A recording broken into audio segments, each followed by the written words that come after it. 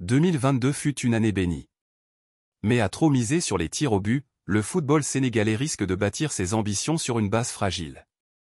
À l'heure où les Lions de la Teranga rêvent de continuité, de grandeur et d'hégémonie sur le continent, une introspection s'impose, la stratégie implicite de tenir jusqu'au tir au but doit cesser.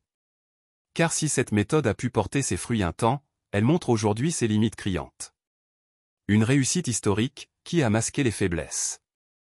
Il faut le reconnaître, l'année 2022 restera dans les annales du football sénégalais comme un âge d'or.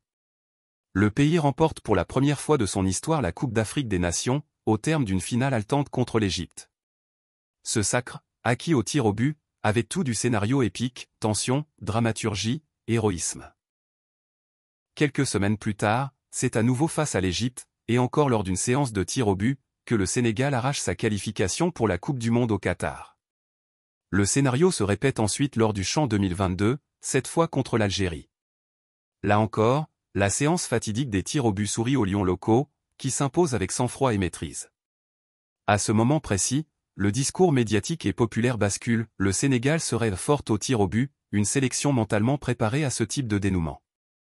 On se met à parler de spécialité sénégalaise, comme si le pays avait découvert une arme tactique infaillible.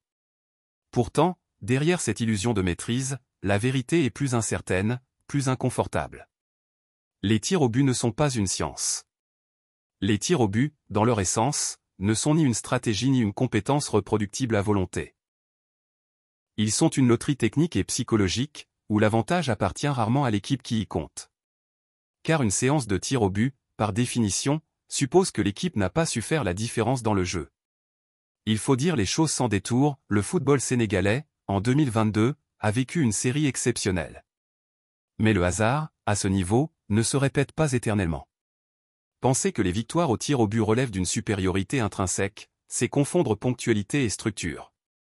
Et c'est surtout bâtir un projet footballistique sur des fondations incertaines. 2024, le retour brutal à la réalité. La Coupe d'Afrique des Nations 2024, organisée en Côte d'Ivoire, marque un tournant. Le Sénégal, champion en titre, est perçu comme l'un des favoris naturels. Son effectif est stable, expérimenté, avec de nouveaux visages venus renforcer la génération dorée. Et pourtant, dès les huitièmes de finale, la chute. Face à la Côte d'Ivoire, le match est maîtrisé, contrôlé, mais sans efficacité offensive. La rencontre se termine sur un score nul. Et à nouveau, le Sénégal entre dans la zone des tirs au but.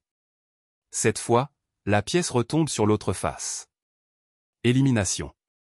Silence. Frustration.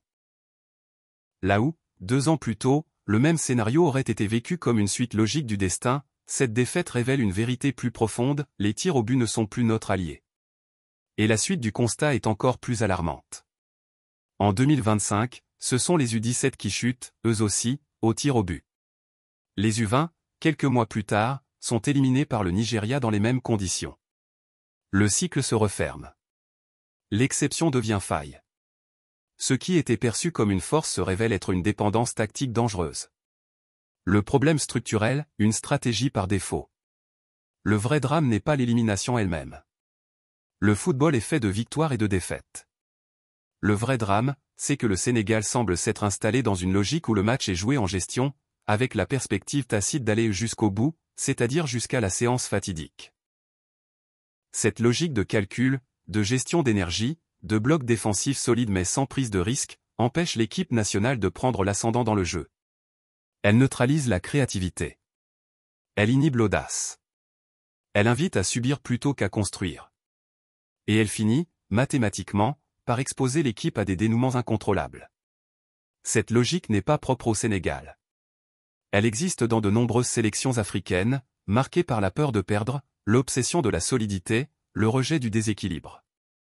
Mais pour une nation qui ambitionne de dominer le continent et de briller à l'international, elle devient un frein stratégique. Ce qu'il faut construire, une culture de la domination. Le vrai changement, celui qui fera passer le Sénégal d'une grande équipe africaine à une grande nation de football, viendra d'une transformation culturelle. Il faut cesser de jouer pour durer, et commencer à jouer pour gagner.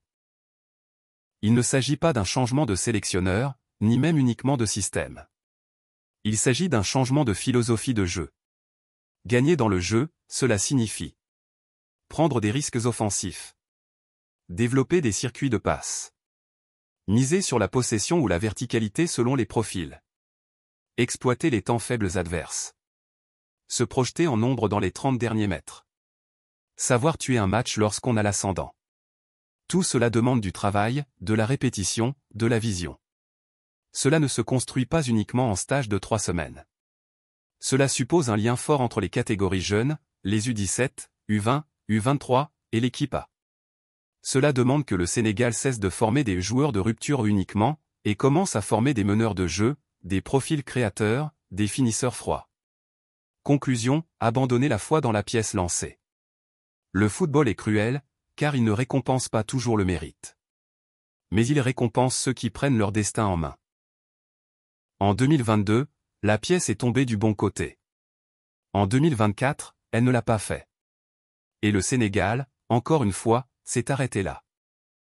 Il est temps de comprendre que compter sur les tirs au but, c'est confier sa qualification au hasard. Et une grande nation ne bâtit pas son destin sur une pièce de monnaie. Le Sénégal a les talents. Il a les infrastructures. Il a la passion. Il lui manque désormais la maîtrise collective et l'ambition de dominer. Il est temps d'apprendre à tuer les matchs. De prendre le contrôle. De marquer. De dicter le rythme. Ce n'est qu'à ce prix que les Lions de la Teranga pourront, à nouveau, rugir sans trembler face à la roulette russe des séances de pénalty.